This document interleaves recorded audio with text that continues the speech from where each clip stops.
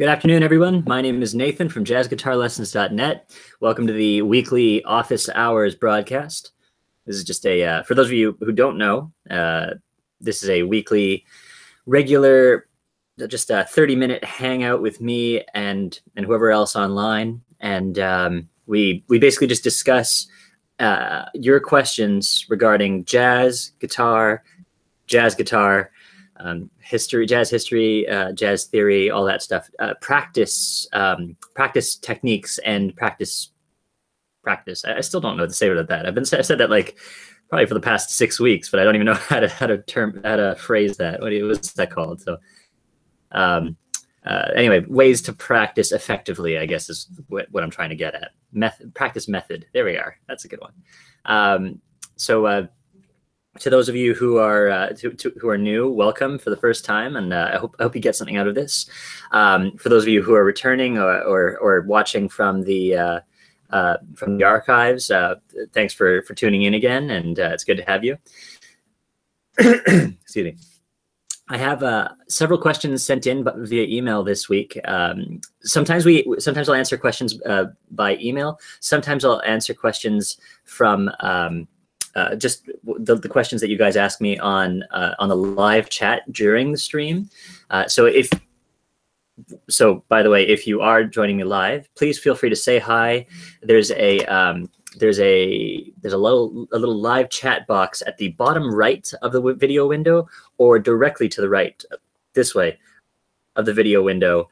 You can type in the chat and say hi. And I think that has to. I think you have to.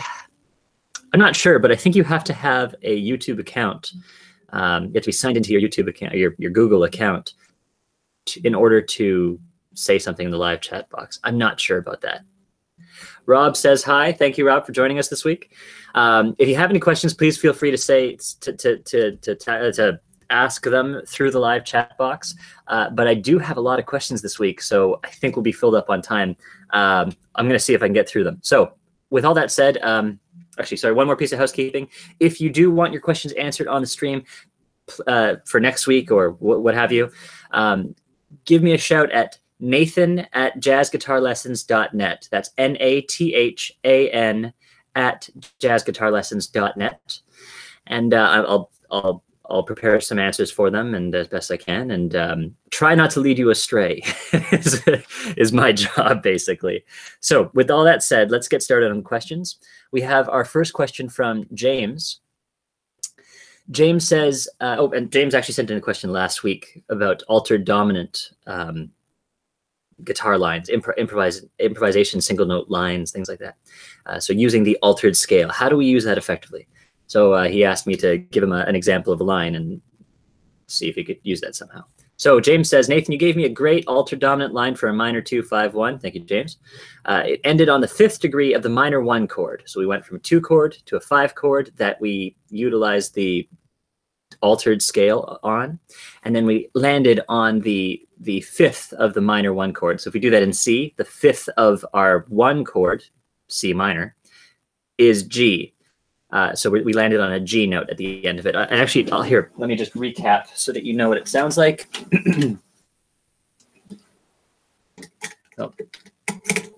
I had a Secret Santa party like super late, like everybody else, all of our friends were on vacation, so we decided to do it like 2.5 weeks into January instead of during Christmas time. So I actually ended up getting this little doohickey here. This is the worst. It's black on black, so you can't really see it, but there's a pick holder here. There it is. That's better.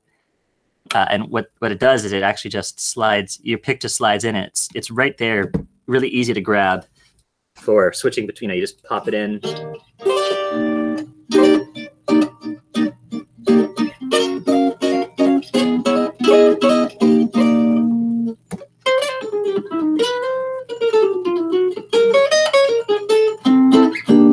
So yeah, you can do that. It's kind of neat. Anyway, so here's how this line sounded. It sounded like this. We started with an F melodic minor line starting on the D of D minor 7 flat 5. So D minor 7 flat 5 using F melodic minor scale. And then we ended up on the flat 13 of the G7 alt chord, passing through the sharp 11, or the flat 5, is how you put it. And then we ended on the 5 of C here. I'm just like playing a power chord. Why do I always default to that one for power chords? Anyway, so yeah, it's sorry.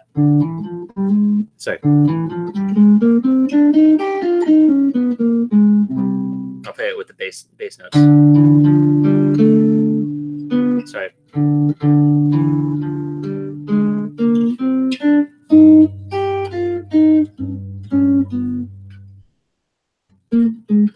Sorry, couldn't get the bar in. So that's played with the bass notes, so you can situate yourself. 3, 4, 1, 2, 3, 4, 1, 2, 3, 4, 1, 2. I just ended on the 5th. It's a nice neutral note, but it's still a very powerful note. So that was the line we worked with. James says, in a 1-6-2-5-1 context, can you offer an altered dominant 4-note line? An altered dominant 4-note line that resolves to the 3rd and the 1st degree of the 1 chord. Thanks. So James was looking for a very specific line that fits this, but I'm going to do him one better, and I'm going to turn the question on him. Can you figure out a line that fits all of your conditions? You should be able to. You have the conditions. You've already set your parameters. The idea here is, what's really at the heart of James's question here is that it's a question of, do you know where you want to go with your line? And if you do, then filling in the gaps is actually really easy. It just takes a lot of experimentation, and the experimentation process itself is the important part. So I could give you all the lines that I know, James, but it won't mean a thing if it ain't got that. Sorry, it don't mean a thing unless you actually do the legwork yourself and try to experiment to find lines that speak to you, and then you use them. You use them every chance you get. You take this one. Every time you see a 2-5-1 with whole note harmonic rhythm, and then the C minor chord at the end, or the C chord at the end is held for 2 bars or whatever. On the 4th bar, a 6 chord on the 4th bar, whatever, it doesn't matter. You can still, you land on beat 1. You can just plug in this line. It's fantastic, and then you use it until you get sick of it. So then you change it a little bit, and you use that modification until you get sick of that, and you just modify it again and again. The idea is to just build up this vocabulary of single note lines that you've experimented with to create, and then it becomes a part of you. So let's see if I can suss something out here. In a 1-6-2-5-1 context, can you offer an altered dominant 4-note line that resolves to the 3rd and the 1st degree of the 1 chord? So James, in the question that you're asking, you have a 1 chord, then you have a 6 chord.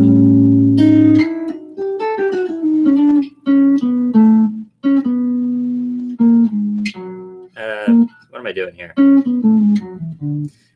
No, sorry. But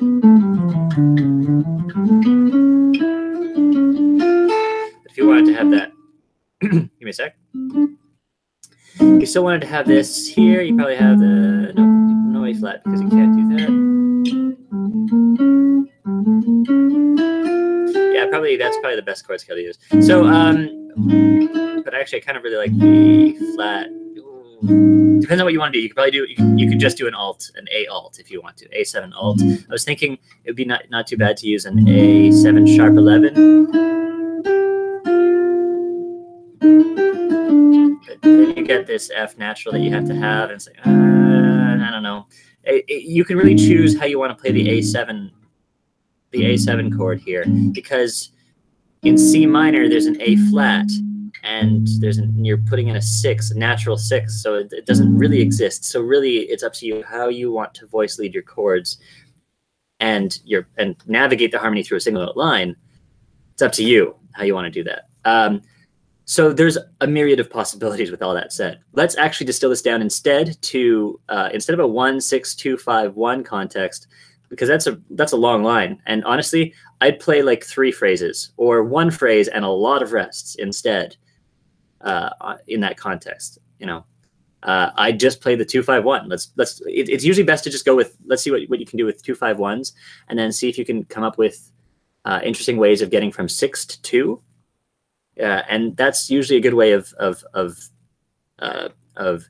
broadly generalizing your practice. It's obviously it's a good idea too to get specific and see if you can make every transition and find vocabulary that works for every transition.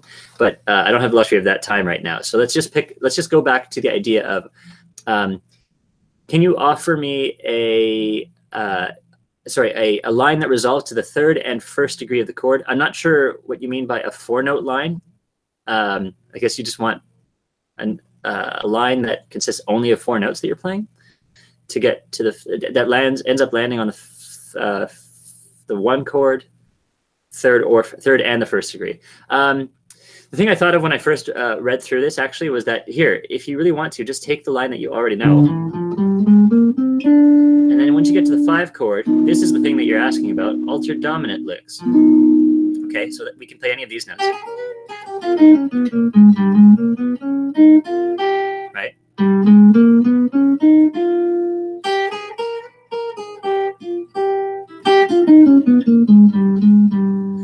Any of these notes work for us. All of these notes are part of the G altered scale. That's, for those of you who don't know, that's the A flat melodic minor scale, starting on G, starting on the 7th note of the A flat melodic minor scale. There's a lot of mental gymnastics that go into this, but this is a continued conversation. I encourage you to experiment with that sound. And what it gives you is every alteration of, it's a chord scale in the truest sense, in that it's just a set of notes that really, really well describe the chord. You get the root, you get the flat 9, the sharp 9, you get the 3rd, you need the 3rd. You get the flat 5, you get the sharp 5. You also get the flat 7, you need that, that's one of your guide tones. And that's the entire scale. You get root, flat 7th, your minor 7th. You get flat 9, sharp 9, flat 5, sharp 5, every alteration that you could possibly want. So it's a super altered chord, it's a super dark sounding chord scale.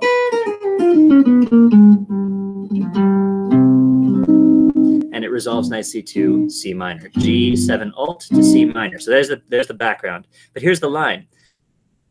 Start with the line that you know, and then once you get to the altered line, that's when you can start picking where you want to go. Well, I want to land in the next 7/8 notes.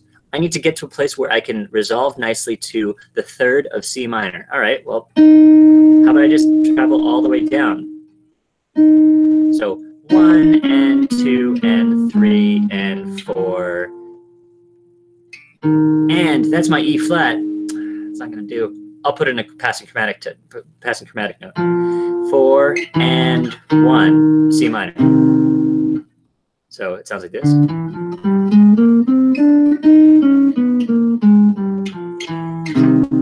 It's all about timing. You have to know your destination. You have to know where you are, your point A, your point B, and then how long and how far you have to travel to get from point A to point B, and how much time you have to get there. So hopefully, and the idea is to arrive exactly when you need to arrive. Beat 1 of the first beat, beat 1 of the chord change, of the new chord change, is usually the idea that we're trying to work with when we're playing the changes. So on the first beat of the new chord, C minor, I want to land on an important note of C minor. Okay, well, I want to land on the 3rd. That's what James is thinking here. 1 and 2 and 3 and 4. We're going to G7 alt, landing on the sharp 5, going through the flat 5, 3rd, sharp 9, flat 9, the root, flat 7th. I have one more 8th note I need to fill in before I get to beat 1. So I have this chromatic passing tone from the flat 7th down to this E natural, the F, down to the E natural, down to E flat.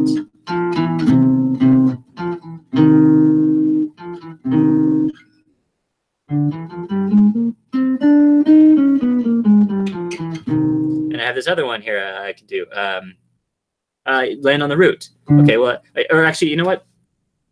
I should say there's a million ways to get to that exact same E flat. And then there's another million and one ways to get to this E flat here if you wanted to. Let's try that out.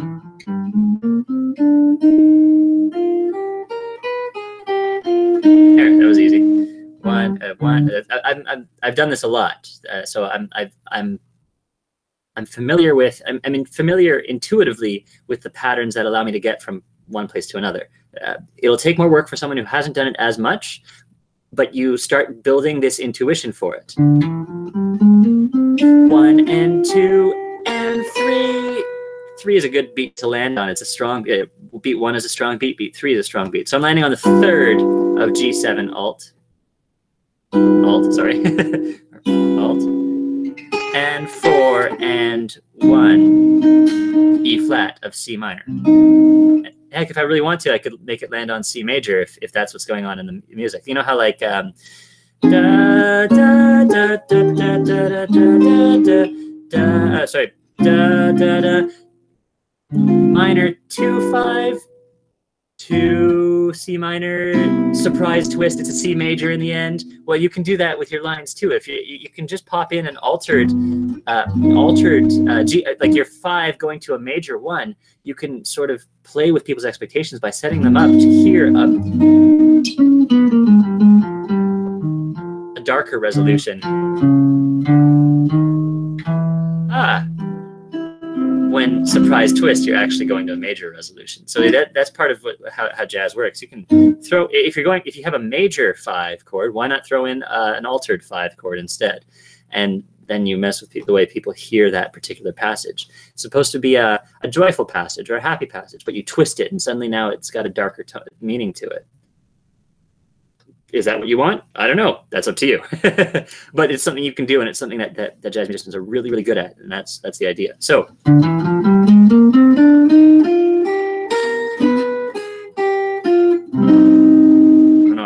don't know why I tried to throw in the octave there. I was actually trying to.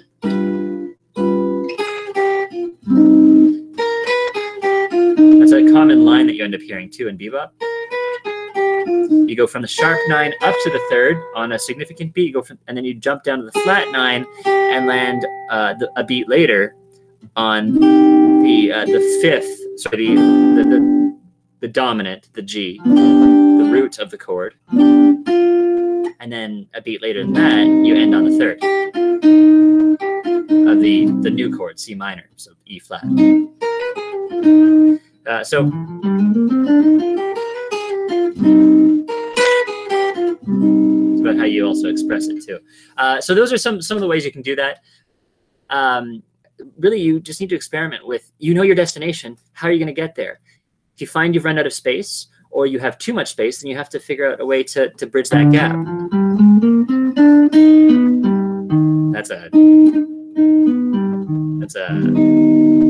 It's a G augmented chord going down to the 5th, D sharp. Going down to the flat 5, D flat. Yeah,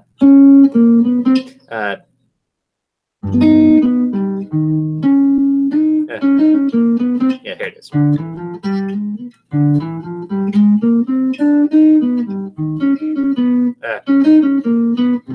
That's landing on the root, C. That's another thing you asked. So,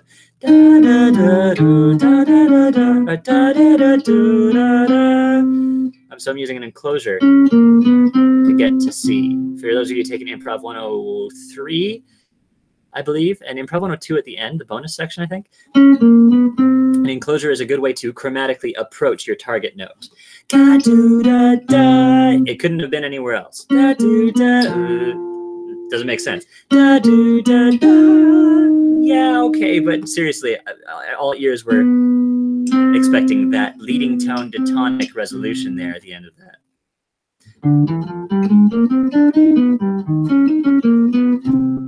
It's a good way to end on the tonic of that.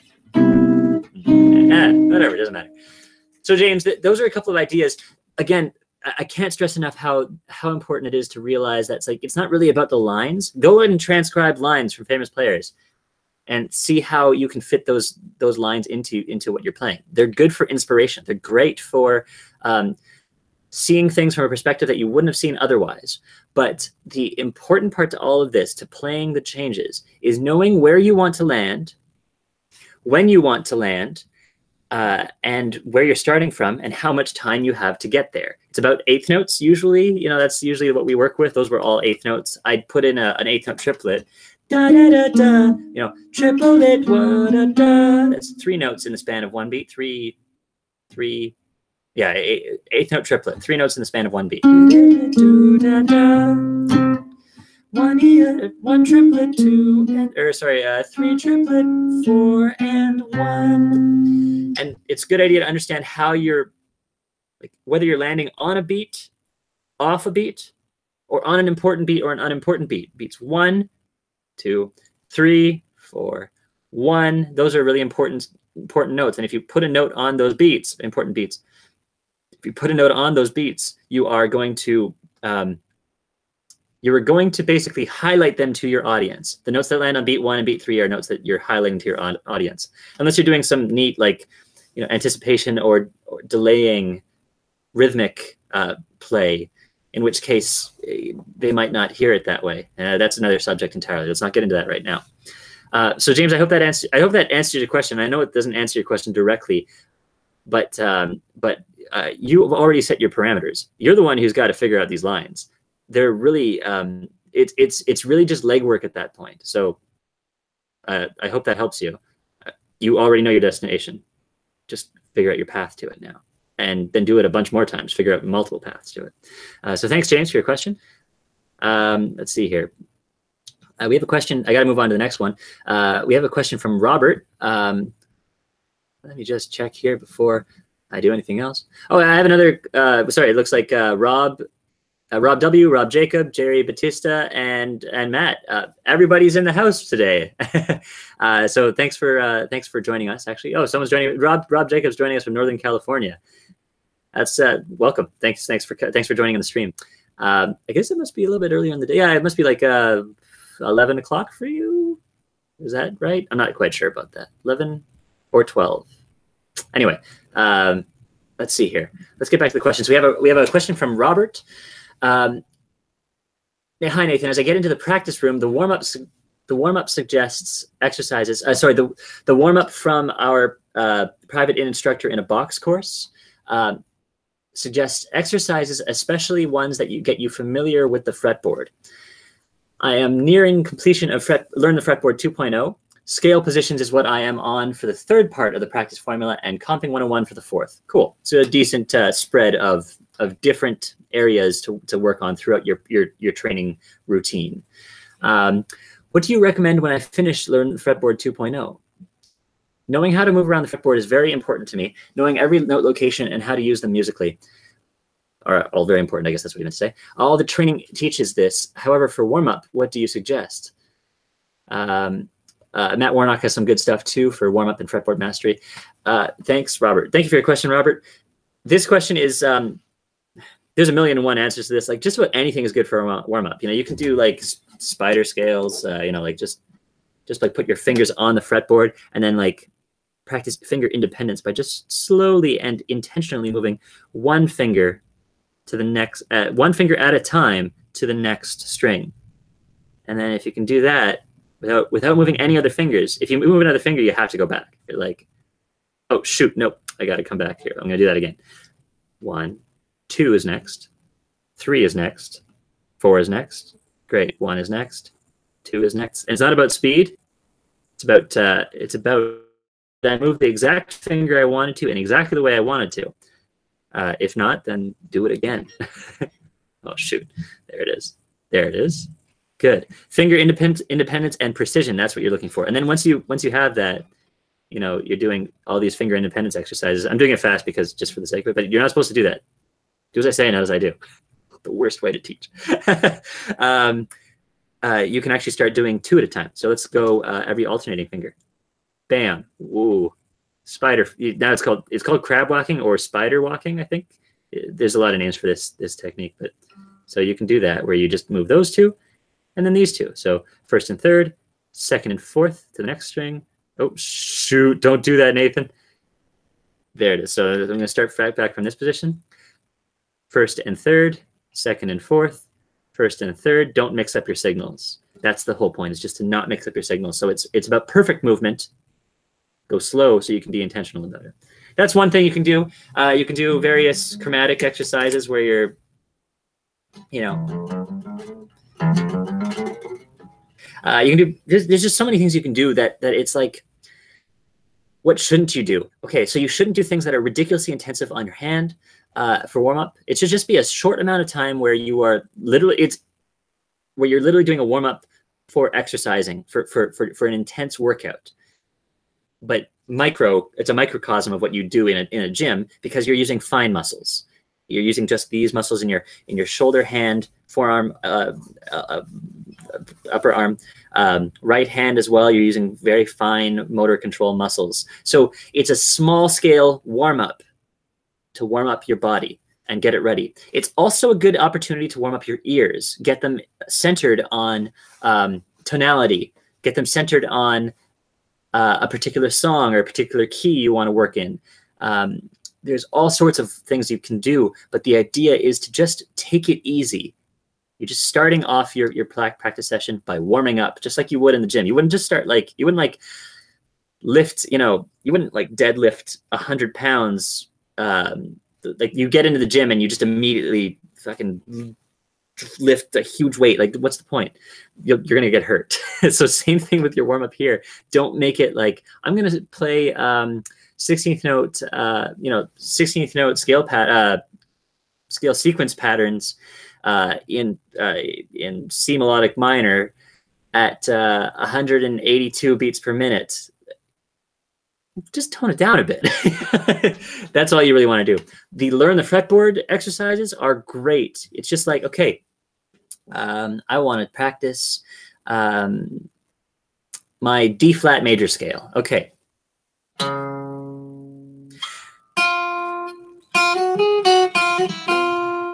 There's a bit of a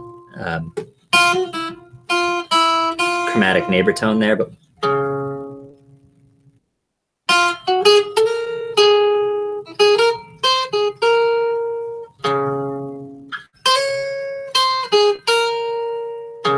centering my ears on D flat.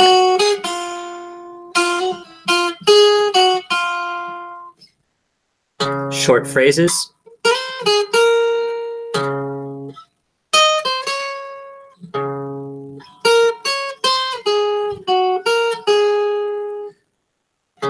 Recentering my ears.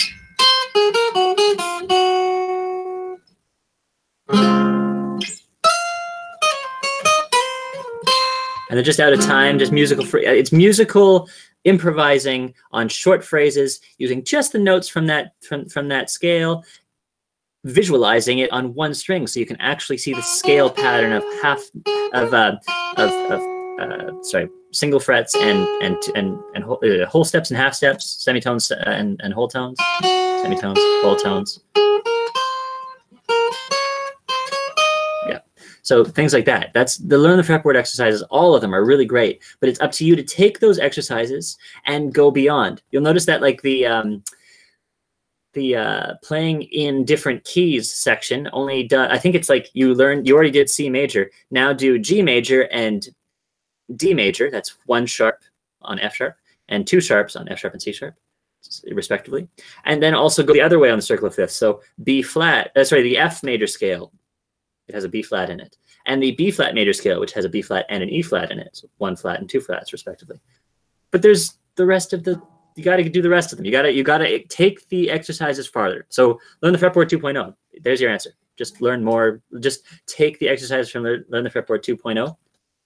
to the next logical step in your warm-ups. And that's all you need. 5 minutes of that a day and you're good. So Robert, thank you very much for the question. I hope that helps. Let me just check real quick. The chat. Oh, it's 12 o'clock in California. Okay, so it was close. Matt says crab walk flashes back to piano lessons. Oh, the finger independence exercises on piano, like the one where you do like a 2 octave of the C major scale, and then you separate. You see, like you go with your right hand, you go 2 octaves up, but your left hand you go 1 octave up, then go back down. And then when you get to the top, you go back down, and then you come back to the top. You do the upper octave of each, and then you come back down and separate them again, and then it's crazy. Yeah, crab walk flashes back to piano lessons. Thanks, Matt. Now I'm thinking about it. Great. I have a question from Rob Jacob. Sorry, that's who's joining us today. So he wants me to answer his question. So this is the one you're looking at, Rob.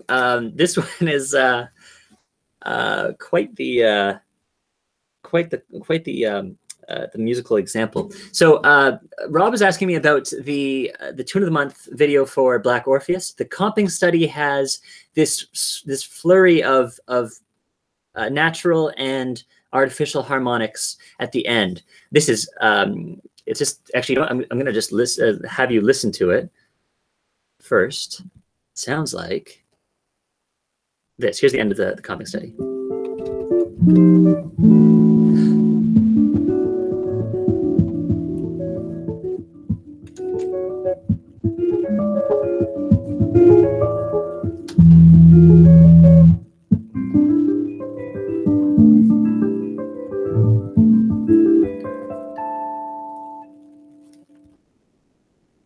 So that string of harmonics is such a Lenny Breau thing. For those of you who don't know Lenny Breau, he is a dead Canadian guitarist from the 1980s, around that. I think he died real young. He was 26 or something. There was foul play expected. He was like found lying face down in his hotel pool, and it was terrible. It was awful.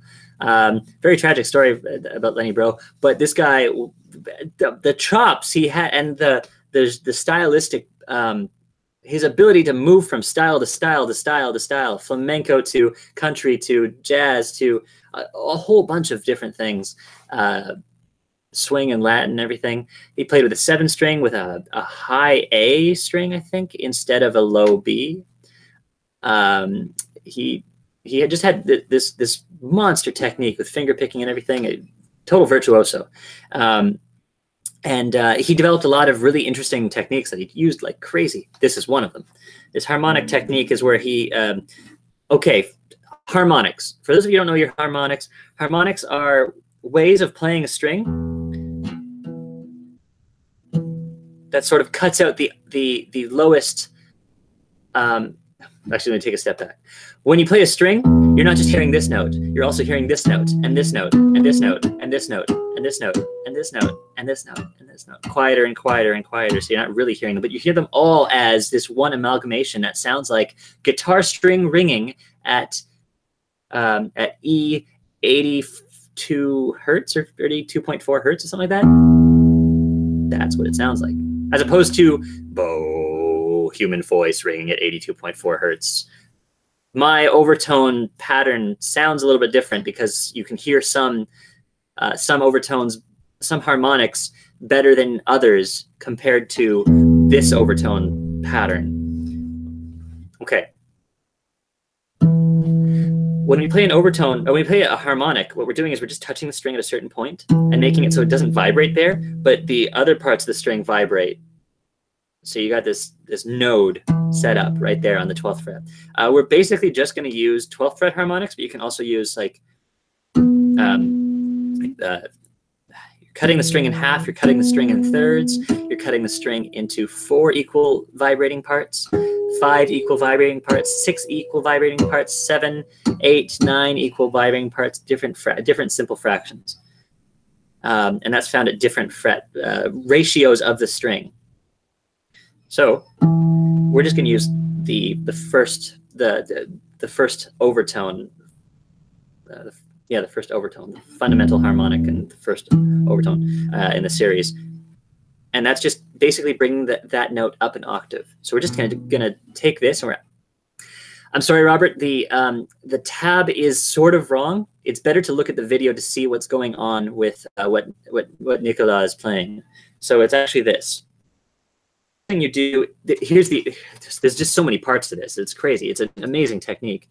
But if you play an open E string, you're just gonna get an open E sound. But you can get this sort of 7th fret harmonic by, instead of touching the 7th fret and striking there, you can actually touch at the equal point on the other side, the other half of the string, at the 19th fret.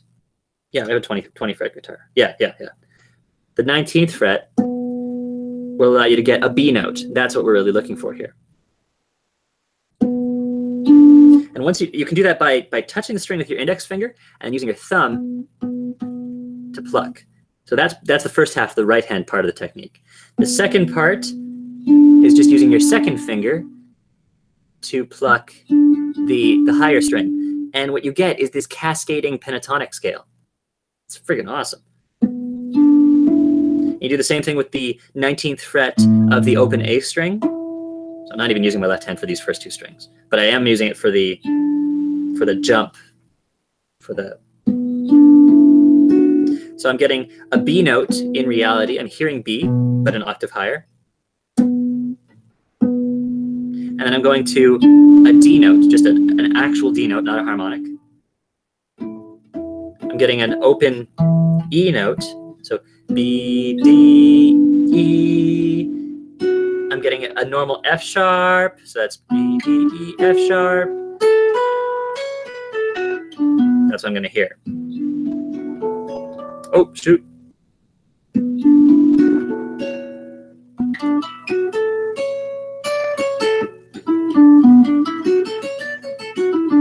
Doesn't have the same effect as these concurrently ringing strings. Sorry.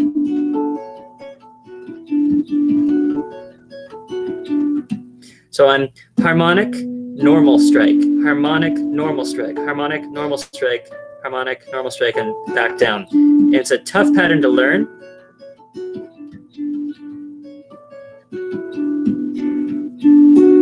And then you can do the same thing by moving the fifth string, the fourth string note down a semitone, and then the second string note down a semitone. And you'll want to play, again, it's essentially 12th frets above those notes.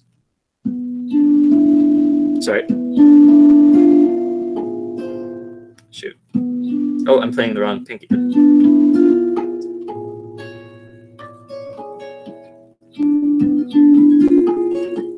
So instead of the 19th fret on the fourth string, I have to go up an octave from that to the 18th fret. Wow, that was a lot of math. But it's only like a 1 fret difference, so even if you miss, you actually still end up getting the harmonics most of the time. And then the last one is just the same one as the first, but 15th fret.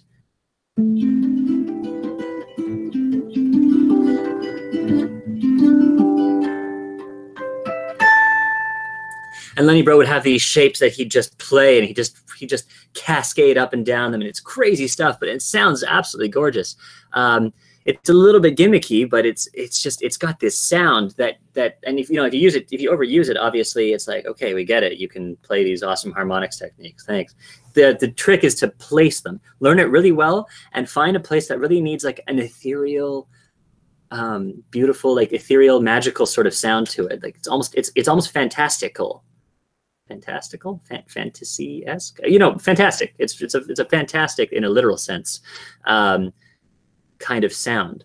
So practice the heck out of it, but don't overuse it in performance. It can be really, it's so iconic. Get it. That's what I'd say. So sorry, phone was ringing.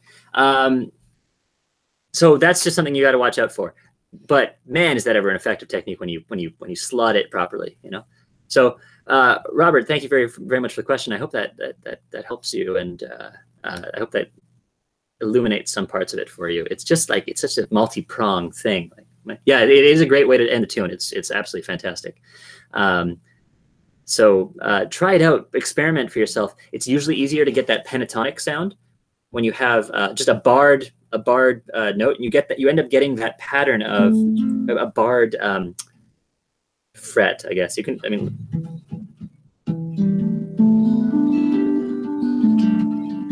just playing on E minor pentatonic scale.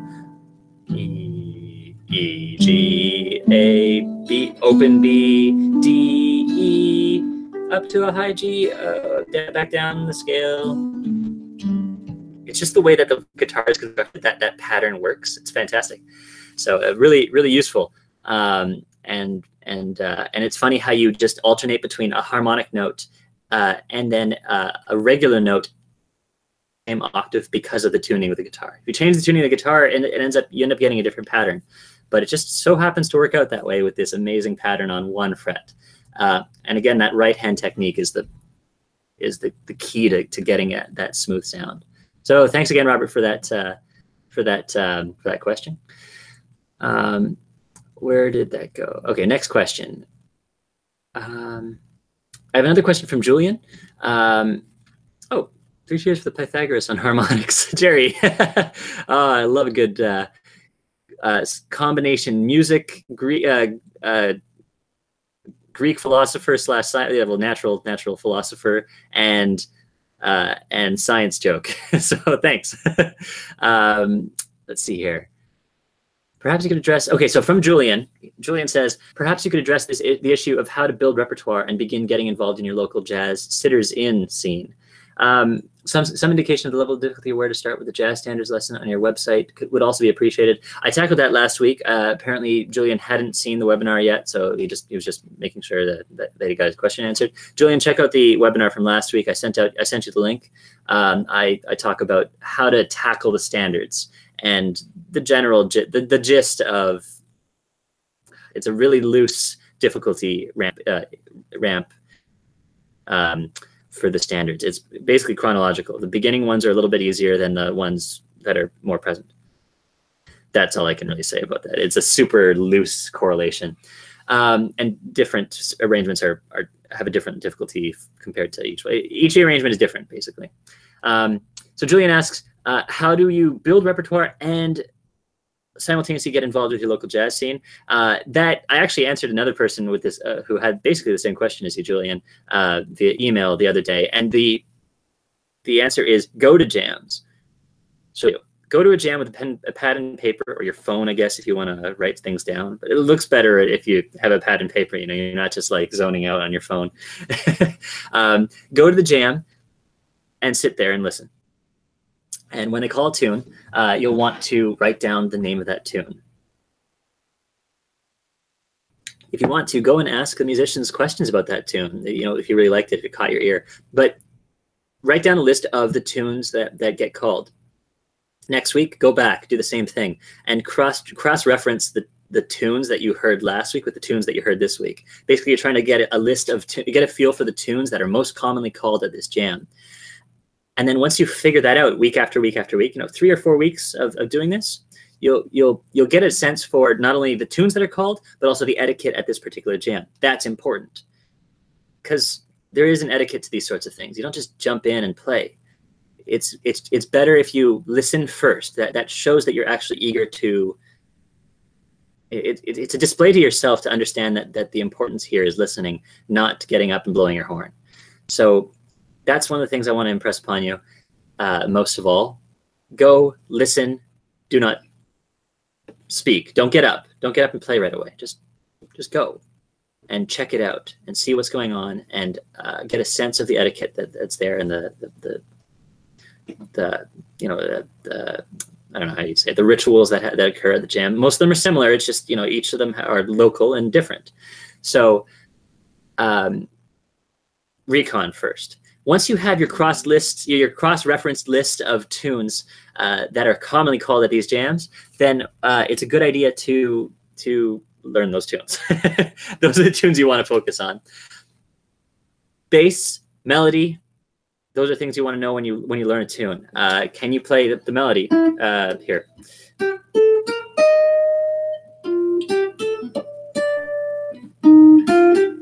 Learn the lyrics, that helps. Cool. Learn it also with I'm just doing the first 8 bars of Autumn Leaves. Learn it also with the bass line.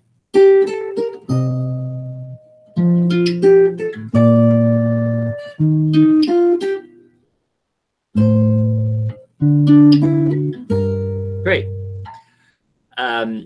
Be able to sing both.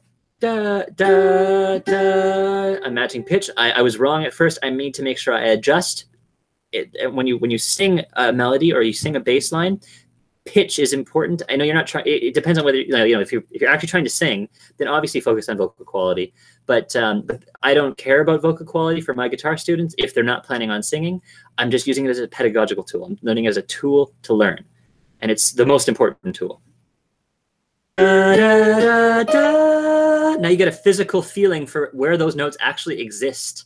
Instead of just one on the fretboard, you actually understand how you get a connection for the physical feeling of where they sit, how far away those notes are from each other physically, but also sonically you get that sound, the vibration in your head.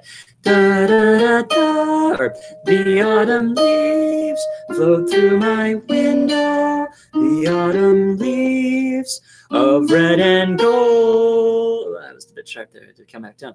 I see your lips, those summer kisses, something, da da. Sorry. I used to know. I'll play it there instead. Cool. So that's how you want to learn tunes.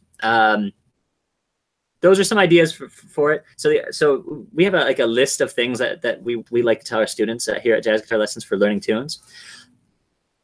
Sing the melody. Play the melody while singing the melody. Good. Sing the bass line. Do, do, do. That's the B flat major chord. Going to the E flat major chord. Going down to the A. A. I was slightly flat. A. Going to D. Going down to G. G, A, B, C. Don't just do whole notes for bass line. Sorry. Play and sing the bass line. Do, and sing the names of the notes. C, or 2, 5, 1, 4, 7, 3, 6. That's stupid though. Go instead minor 2, minor 5, minor 1. Great. Play and sing the names of the notes instead of just the degrees or the scale degrees. Cool. And then from there, do the same thing with chords. Play the chords and sing the melody. The autumn leaves float. Let me make sure. The autumn leaves. So the first few notes I was sharp on. Sorry. The autumn leaves. My bad timing. Flow through my window. Flow through my window. The autumn leaves of red and gold. Those minor chord. Dominant going to secondary dominant. You can choose to do that if you want to. It's optional. I see your lips. Those summer kisses. Those summer kisses. Da, da, da, da, I used to know. Cool. So that's the list you want to do. So sing the melody, play and sing the melody. Sing the bass line, play and sing the melody. Bass line. Play the melody and the bass line simultaneously while singing the melody or the bass line. Sing the melody while playing the chords. That's your list. Cool. I hope that helps, Julian, for learning standards and building repertoire. The best way to do it is figure out what the people around you are playing and then play what they're playing. Awesome. Simple. Takes time, though. Let's see here. Okay. Wow, I'm just getting so many comments in the live chat. It's amazing. Wow. Okay, Julian, thank you very much for the question. Let's see here. Okay. I have a question from Matt, actually. Matt's here to listen, too. Matt says, hi, Nathan. I have an office hours question. I've been trying to slowly get away from relying on tab and doing more note reading. One thing I find I do a lot is I may be playing the right notes, but then if I look at the tab, I'm in the wrong area of the fretboard from what the tab says. For example, I'll be playing G on the 10th fret, A string, bam, 5th string, way up high on the neck, or not way up high, but high up on the neck. But the tab will be on the 5th fret D string. So it's, oh, shoot, next string over on the 5th fret. So it's a little bit further down the neck or farther away down the neck. I'm in the wrong spot. Is there a way to know where you should be playing? Thanks. Thank you for the question, Matt. This is the eternal question of jazz guitarists, beginner, intermediate, and advanced guitarists, also all flavors. Like they're playing it here, and I found my way to this position, and there's like 5 places to play the same friggin' note on the guitar. What do I do? And yeah, it's really, really confusing and annoying at times. I've ran into that problem myself too. my suggestion for this is the lengthy one, unfortunately. The one that takes the most time is the one where you explore every possibility that you come across. Find a fingering that works for you, but then see if there's one that's more elegant. That's the idea. Is you look at the tab and you say, he's playing it here. Why would that work? And then you'll see why they chose that. And maybe your way is better. Ever think about that, Matt?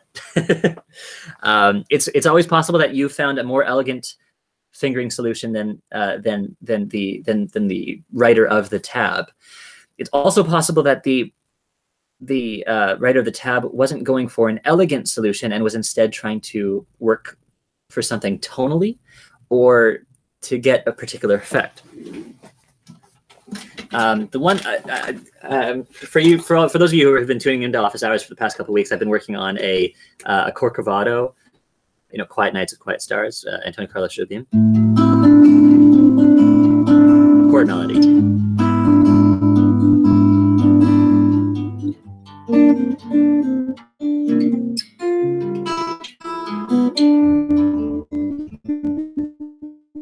So what I'm doing here is a lot of different things involving open strings, and the reason why is because you get this really nice.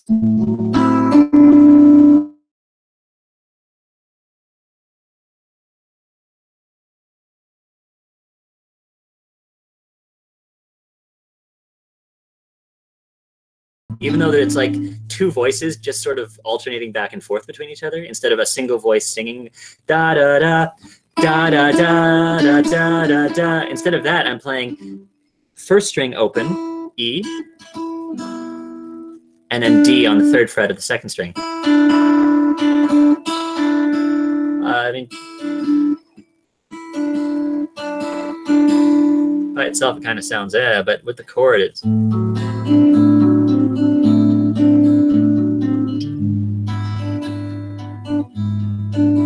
Depending on the way I express those notes, making sure that they sound louder than the chord itself.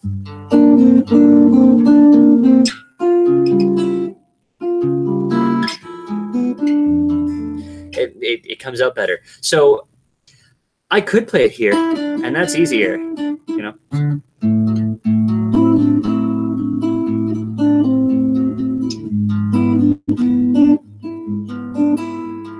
But it doesn't have the same effect. And if I played it over here,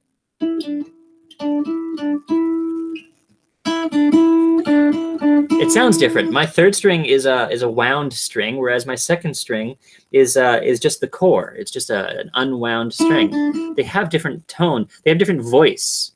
It's like me singing versus Marc-André singing.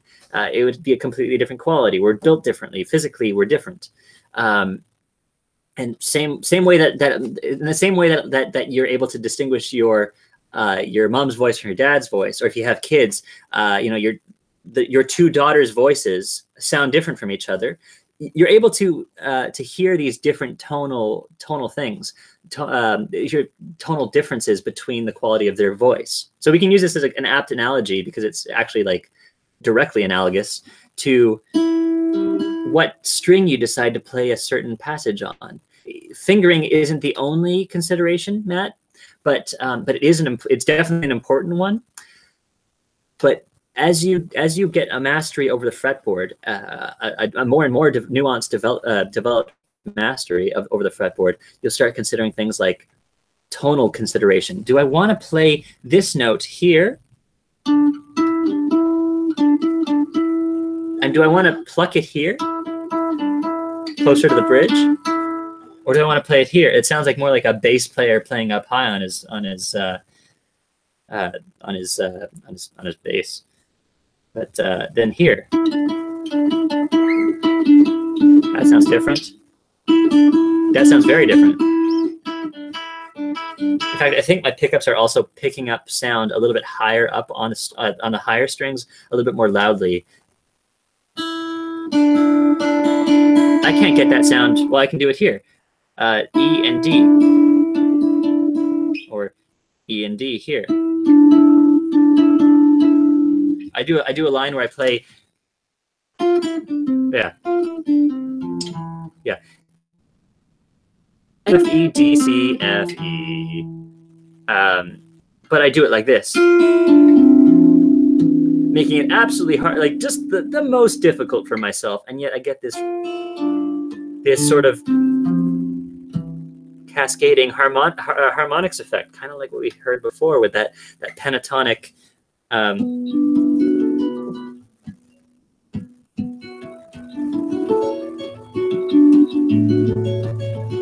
Why would you play this crazy technique over here with harmonics and stuff? Well, because it has a particular sound. So those are some considerations you might want to consider. Oh, I hate when I do that. Those are some things you might want to consider while you're playing. And Matt, my suggestion for you to work with different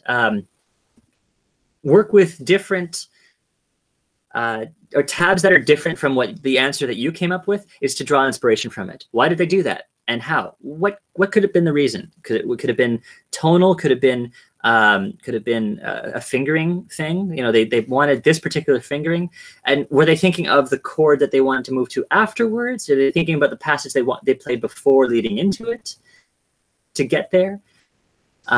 It's usually a good idea to think ahead of where you are so that you can understand where you're going and why they chose the notes that they did in order to get to the next notes. Fingering, tonal considerations, unusual techniques on the guitar. How are we taking advantage of the instrument that we have? Like what you saw with Corcovado just now is that we have open strings, access to 6 different notes without touching the guitar. I don't have to have my hand at any given location on the guitar to play these notes. I just have to let go and smack that string. And if I do, I get this free note. Oh, I don't have to reach for it or anything. It's just there automatically. How do I leverage this particular instrument? And how can I use that in a jazz context? A lot of ways. There's a lot of ways. And don't forget that you're a guitarist. It's actually one of your bigger assets, despite despite all the guitarist jokes out there. You know, like how do you get a guitarist to stop playing? You put some sheet music in front of them. Okay, great. All right. So pride for guitarists. Come on, guys. Just be proud of your guitar heritage. All right, Matt. Thank you very much for the question. I hope that you really I hope that you got something out of that. I guess you're right here. Like I don't know. I could check to see if you got something out of it. Jerry says Rob and I have the same debates in reverse on the Galbraith voicings. Where do we tab? Yeah, exactly. So Rob W and Jerry Batista, if you've seen them on the members forum, they've been working hard on creating these really awesome. I guess they're summaries of different chord shapes that are found in each of the Barry Galbraith comping studies from his Volume 3 book. We've been using that. For those of you who are new to the members forum, Mac all the Day has been issuing challenges to everybody to try and play these comping study challenges at tempo or at like 50% tempo or 75% tempo and stuff like that. So Jerry and Rob W have been just really helpfully creating these PDF packages that are a summary of different chord shapes and where you put your hand and stuff like that. It's fantastic. Exactly what we love to see here at the members forum. You know, this is a resource for all of you to help each other out, learn from like-minded jazz guitarists and jazz guitar students. You know, we're all climbing the same mountain, just at different locations, different times.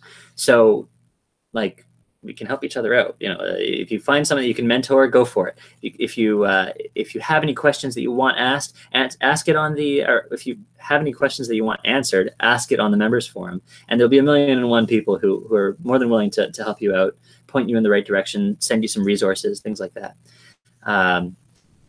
So it's a fantastic community. Just take advantage of it while you still have access to all these people. It's really important, I think. All right. Anyway, thank you very much, everybody, for joining me for office hours this week. This week's been a true office hour. We had like 5 different questions, and a lot of them were very intensive and in depth. We had to go in depth for them. So we're a little bit over time, but thank you very much for joining me.